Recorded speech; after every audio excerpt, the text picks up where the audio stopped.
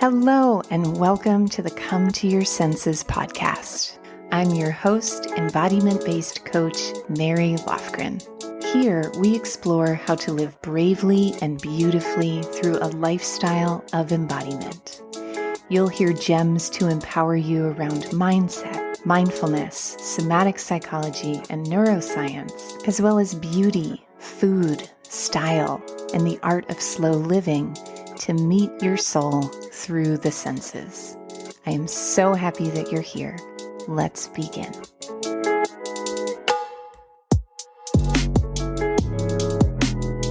Hello, everyone, and welcome to Come to Your Senses.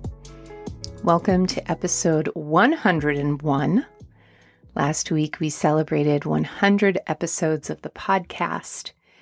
And one of the ways that we celebrated was to have a Valentine's Day party celebrating the arts of self-love and self-romance. And if you'd like to watch the playback of that and see amazing performances, be guided through a love letter writing exercise, and also receive a sensory, sensual, body-based heart meditation, you can go to schoolofsensualliving.com/lover, Lover. And here, Come to Your Senses, passion and romance and beauty in your everyday are some of the core tenets of what we devote ourselves to in our episodes here. But also, what is the thread that lies underneath all of that, the glitter glue that holds that construction paper together, is a sense of autonomy and creating the change we wish to see in the world that leads to more freedom and liberation in our inner world and our outer world. And so today's episode is an episode designed to help you reimagine your relationship to beauty and reclaim the way that you define beauty. Originally, I was going to call this episode Become the Queen of Your Own Beauty. And I looked up the definition of the word queen, which is the ruler of an independent state, feminine ruler of an independent state, often inherited by birth. And I am a real lover of etymology and vocabulary, and the word ruler really stood out to me here because in our world and in our culture, and particularly for those of us who identify as women, as well as those who don't identify as women, but who might love those or interact with those, have people in their lives who identify as women, there are so many rules about what feminine beauty is and what it is not. And all of these rules tend to originate in and engage from the mind. And so today we are going to do a deeper dive into the essence of beauty and create a more expansive, more delicious, more unique and individual understanding of beauty so that you get to create and define what beauty means to you instead of the sleeping beauty trance of what you've been told beauty should be or has to be.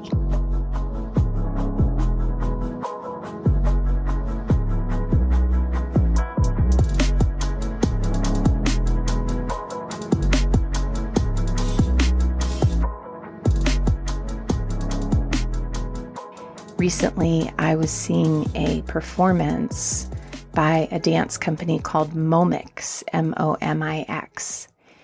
And it was an Alice in Wonderland themed, wacky, eccentric, avant-garde dance performance. And it was ecstasy. I mean, I cannot even put into words how moving and mind-blowing and heart-shatteringly beautiful this performance was. If it comes to your city, you must, and I mean must, go to see it.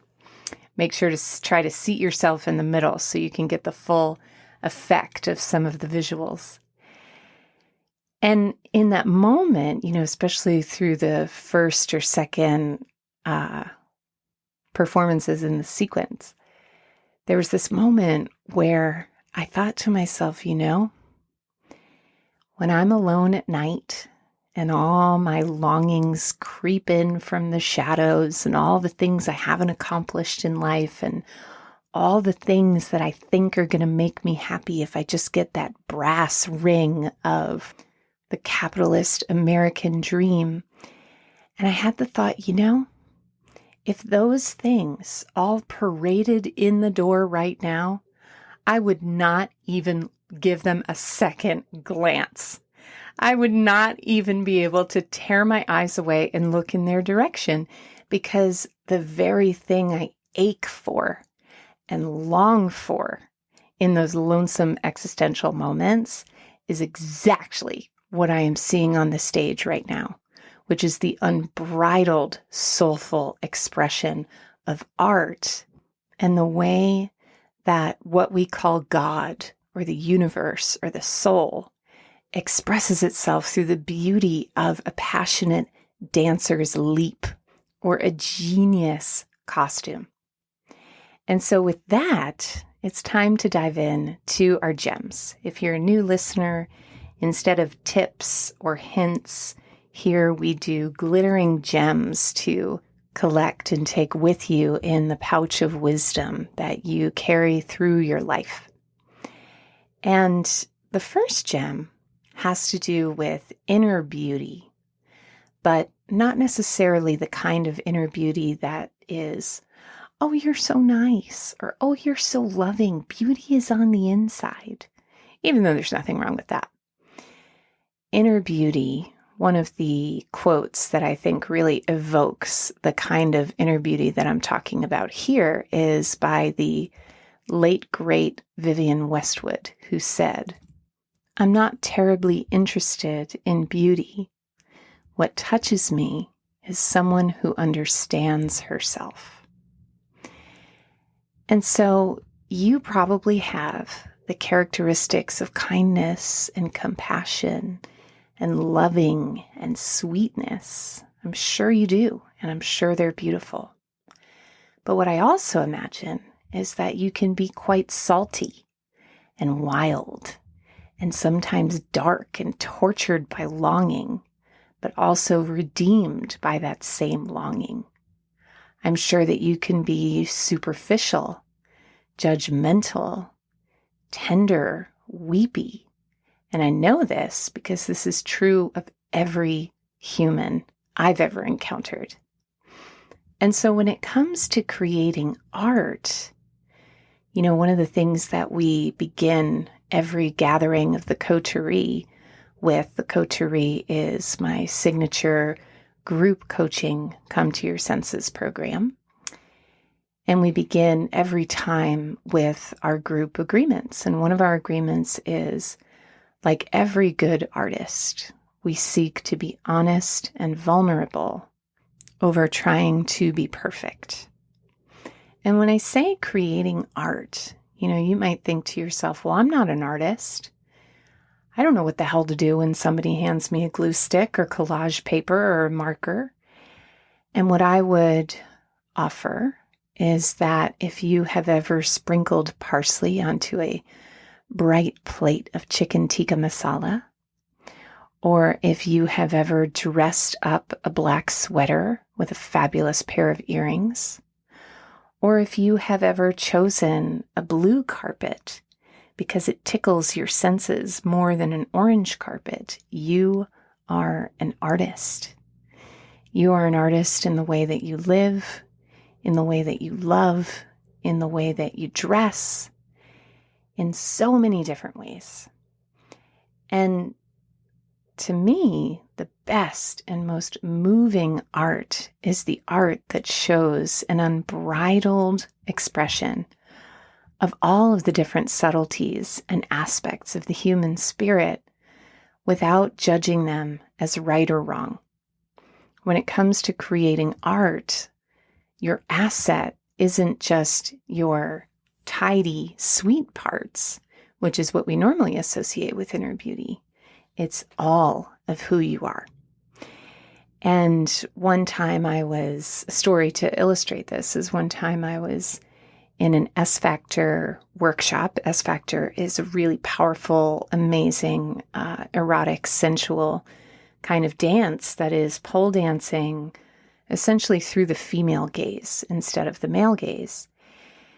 And there are these erotic archetypes that are shared in S Factor, and one of them is the Ice Queen.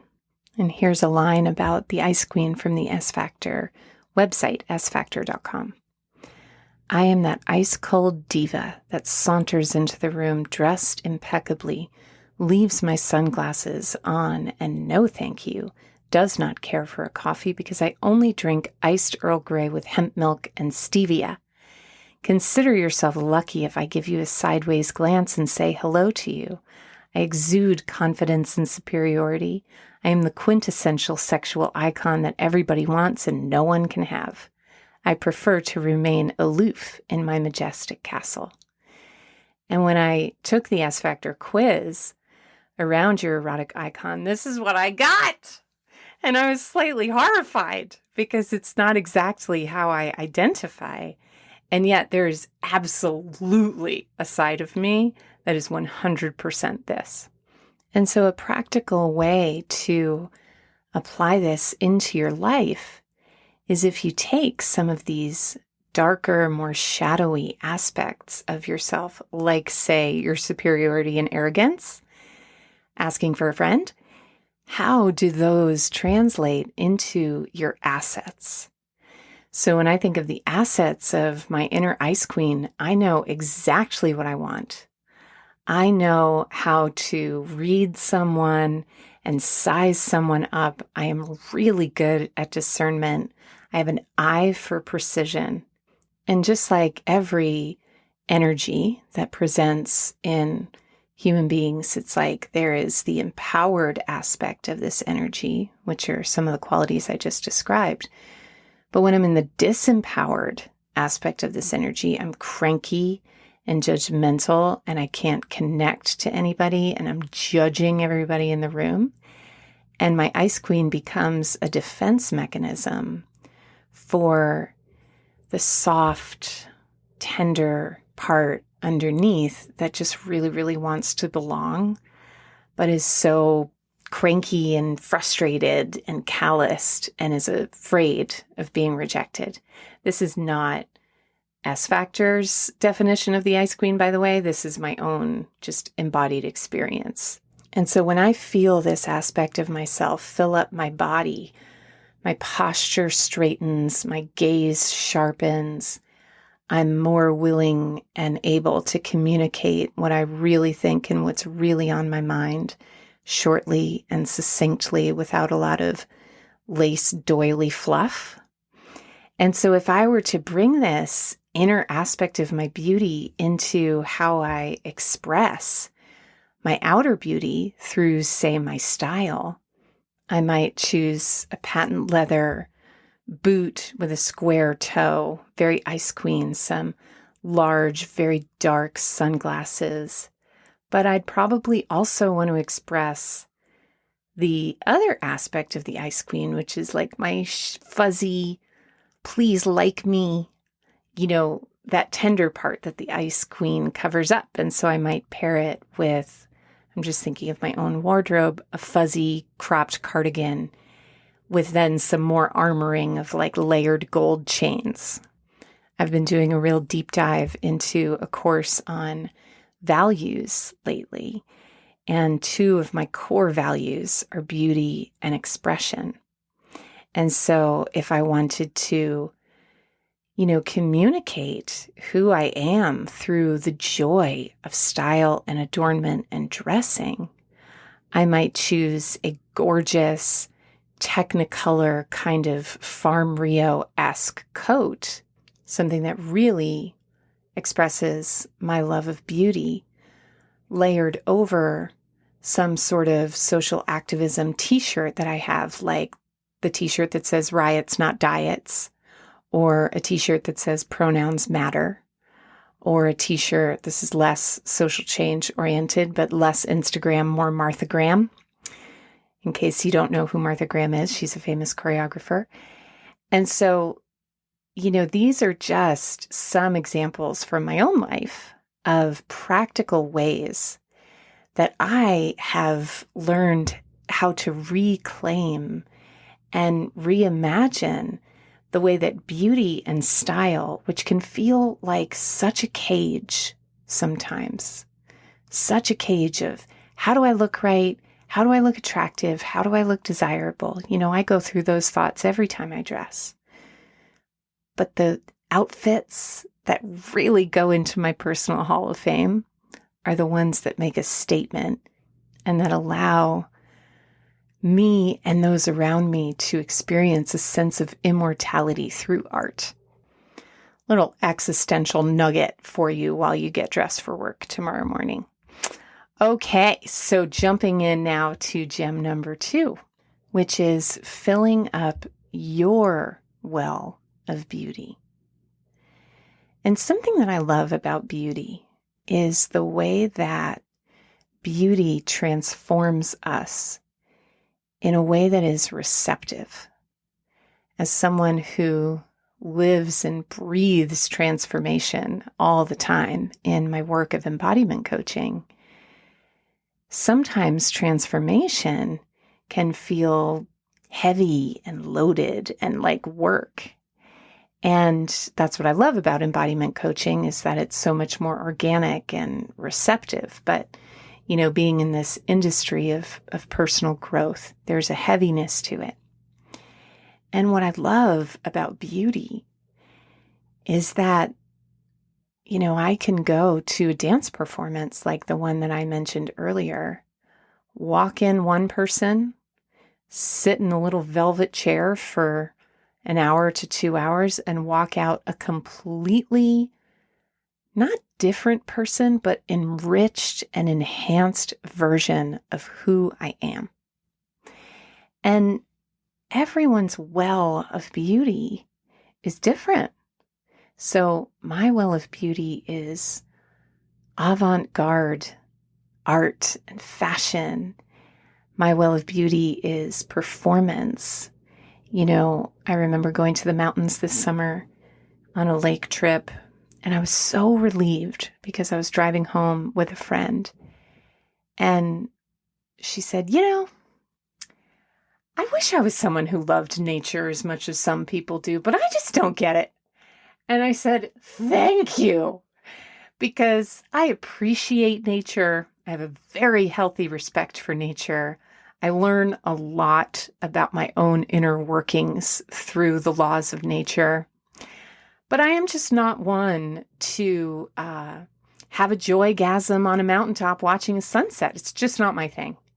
It just doesn't fill my well of beauty in the way it does some other people. And for a long time, I would judge myself for that. Like, what's wrong with me that I'm so disconnected to the natural world? But we're all wired a little bit differently. And so how I fill my well of beauty is, for example, for Valentine's Day, I am heading to New York City, and I'm going to have just 4 days of playtime with my beloved New Yorker friends in my home city. And one of the things I'm doing on Valentine's Day is I'm going to this incredible art performance, and I'm just so excited. I'm recording this before Valentine's Day. Valentine's Day will have already passed by the time it airs. And for me, and actually I'm also in the process of doing this transformative, I have transformation self-consciousness right now because of all the times I've mentioned my own transformation and transformative things that I do in my own life. But I am doing some work with a mentor around this one specific aspect of my spiritual life. And one of the assignments is to go to a place that makes you feel close to universal consciousness or God and to say this certain prayer. And I thought to myself when I received that assignment, okay, I guess I'll go into nature. And not that there's anything wrong with nature. I mean, I'm a little self-conscious about how I talk about nature, but it just doesn't give me the sense of inner peace that it gives other people. And so I was dreading it. And then I thought, God, why don't I just go when I'm in New York City to some place that arouses that sense of God in me, like the Slipper Room, which is New York's only burlesque-centric nightclub where I cut my teeth as a burlesque dancer. And so to round out this gem and bring it into the more practical of your life, a question to reflect on is what fills the well of your sense of beauty? I will say going to the ocean and getting ionized by that salty air definitely fills my cup.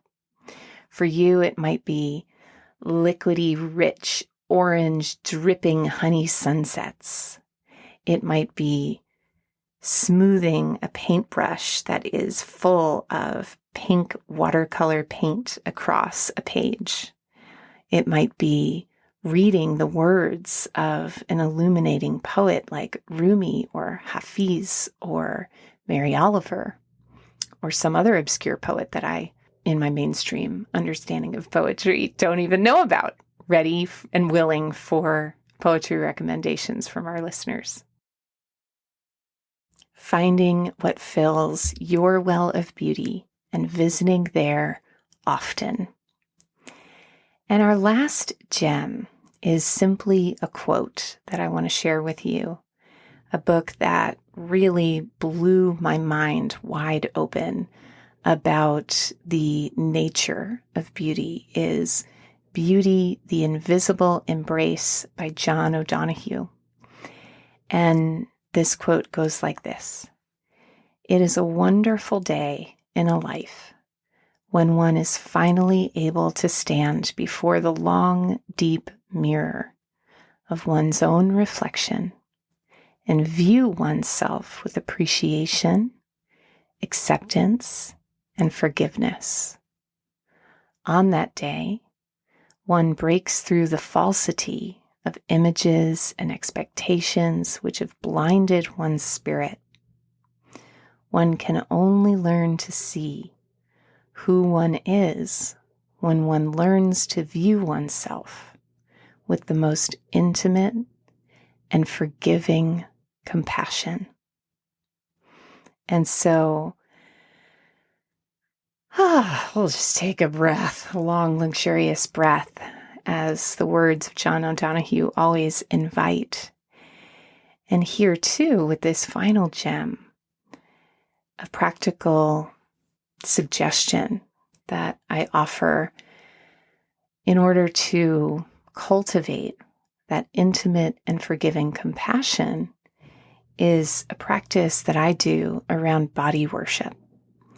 And I've often told the story of naked body worship ritual, which I'm not going to go into today, but I talk about in previous episodes. I'm going to give a bit of a shortened version today, which is that when one passes a mirror or looks in a mirror in the bathroom, there are really habitual tracks that are often worn in around what one sees. And a powerful way to practice magic with your reflection in the mirror is to offer yourself a new experience of how you see yourself with a little bit of preparation. And so a suggestion around this, once again, well, I'll just share one little story from naked body worship rituals. So body worship is simply a practice of creating the space for worship. So at church, we light candles, we might consecrate oils, there's incense that waves itself around, there's sensual food, as in the body of Christ. I mean, these were all rituals that were very sensory for me growing up in a Catholic family. And So there was preparation for the divine through the ritual of beauty. And one of my friends, I shared this ritual with her that I'm about to share with you. And she was like, I just didn't really like it. I didn't really get anything from it. And I was like, well, tell me about what you did. I had given her the steps, and she was like, well, I was just about to go to work, and it was like 1 PM, and I was like a little late, and, I put down like a towel with holes in it, and I was like, okay, let's give you a redo. Because essentially what this ritual is a ritual to prepare the space for the divine to enter through beauty, and specifically the way that the divine expresses itself through the beauty of you and your body and your being. And so what that might look like is having your room set up with entirely candlelight and having a gorgeous mirror set up on a table. You might come to the mirror in a state of dress or undress.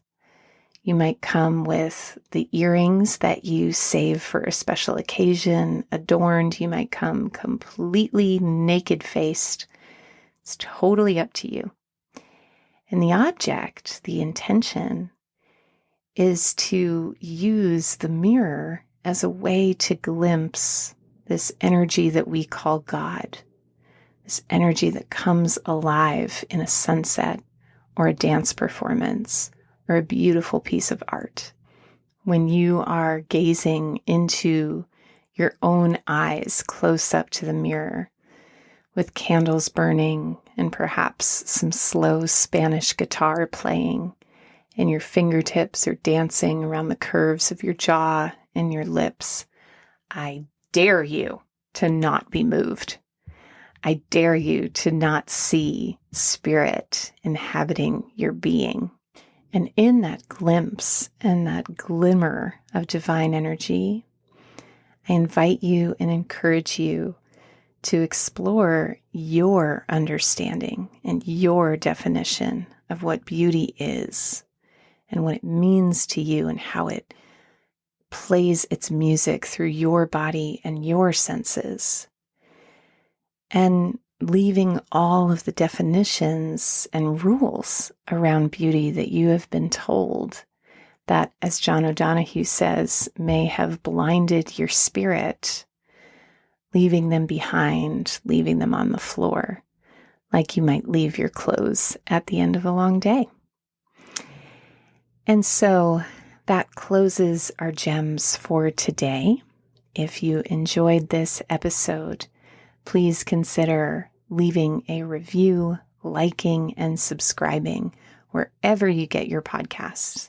Your reviews truly mean the world to me, and they mean a lot in helping the podcast grow. So thank you in advance for all your 5 little stars and your beloved words. And the last thing I'll say is we have opened up something new, which is the Come to Your Senses podcast suggestion box. I love hearing from you around your desires and the topics that you most love to hear about or that you most desire to hear about. You're also welcome to leave in the suggestion box a question if you and I were to sit down together in a coaching session. What's going on in your life that you feel like you need support with and help with in accessing your body's wisdom around? And those are welcome, and I will turn those into an episode if I can. And so to access the suggestion box, you can go to schoolofsensualliving.com/want, WANT, and tell me everything that is on your wish list and your want list.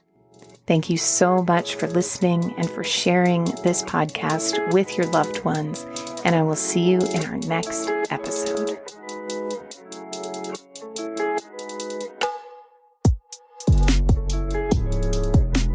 For coaching, classes, and community in creating a lifestyle of embodiment, head to schoolofsensualliving.com. There you'll find a free video series on how to reduce anxiety and intercept the stress response through powerful, confident body language. Head to schoolofsensualliving.com/confidence to watch your first video